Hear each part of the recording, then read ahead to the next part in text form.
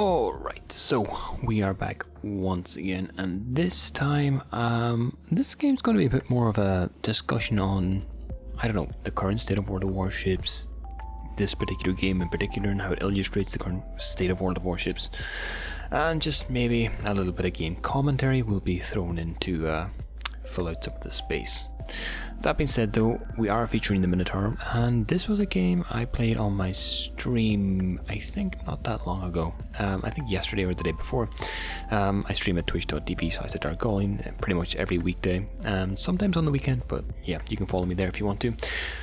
That being said though, this game is going to be fairly unique in that it is probably one of, if not the most simultaneously easiest games I've ever played, especially on the Minotaur, but also one of the most boring games I've ever played of World of Warships, and you're probably going to about to see pretty soon, because generally we're pushing into A, and at this point this is a position you don't really want to be in on the Minotaur. It's okay for the start of the game, but you don't really want to be bowing against enemy ships, especially at this point in the map. This is more of a thing the Des Moines is good at, or other fairly heavy cruisers.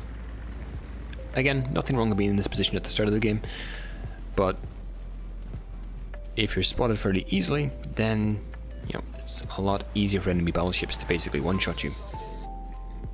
Taking 5k for, a HE from a Hindenburg, which is a horrific ship, and I hate it.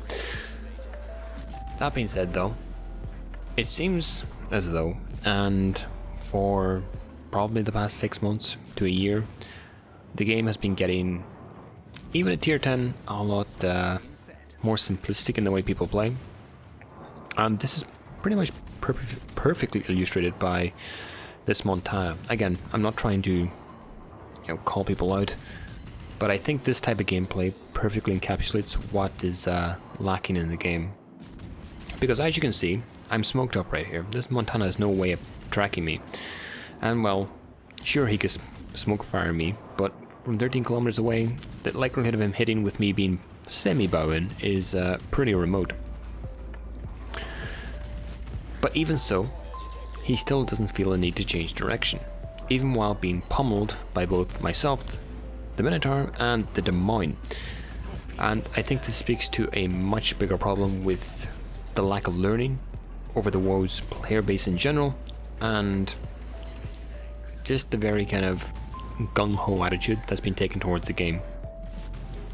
It also kind of tracks with a very worrying monetization trend. If you weren't aware recently, the past couple of days I think, there's been an announcement of an affiliate program where you can get people into the game, and you basically I think you receive money for every purchase they make in game, which is kind of interesting in itself and kind of points to another trend of monetization that World of Warships is headed in.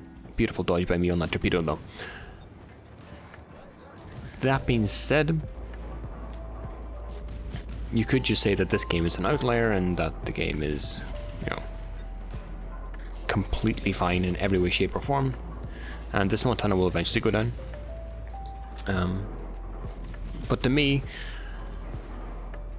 this game, or this type of game, has never happened to me before in World of Warships.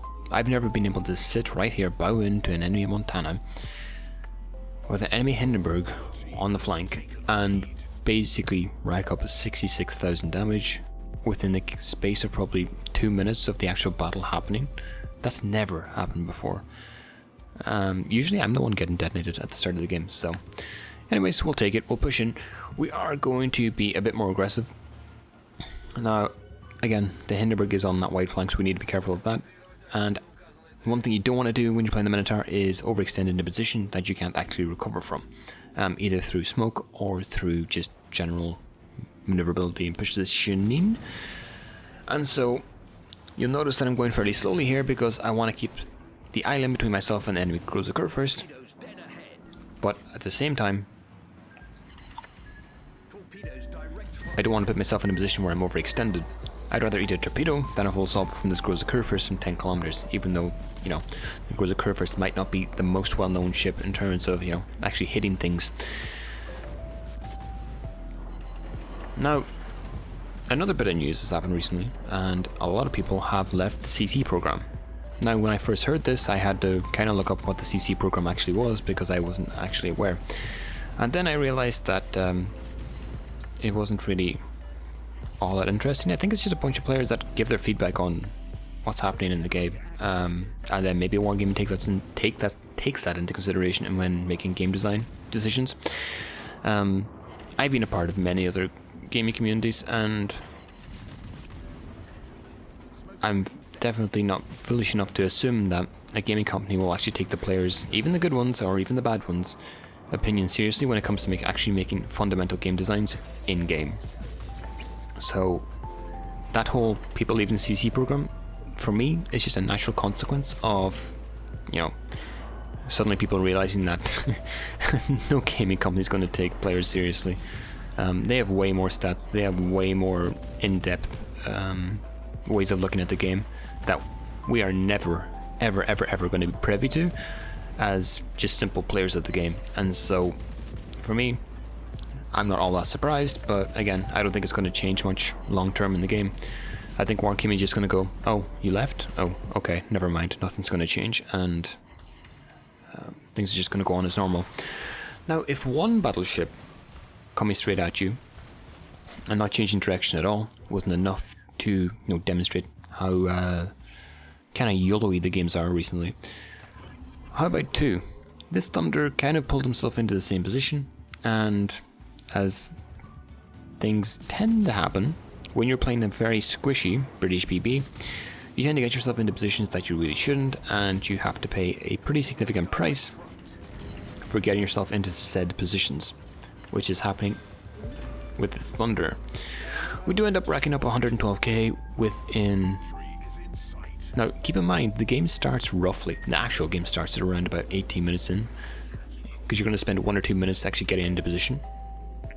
And so, it's roughly about 6 minutes, 5.5 minutes, getting 112k on a Minotaur, where I basically never have to move. Something's seriously wrong. Usually, you're going to be taking a significant amount of damage, whether one Citadel or two, and yeah, it's not going to be a fun time. That being said, however, we are a little bit late to move off the cap, and we do take a little bit of damage, not a significant amount. At this point, we're just waiting for our smoke to come up so we can actually, reposition ourselves and deal damage again. As well as angling to the Napoli, because, being farmed by a Napoli is never all that fun.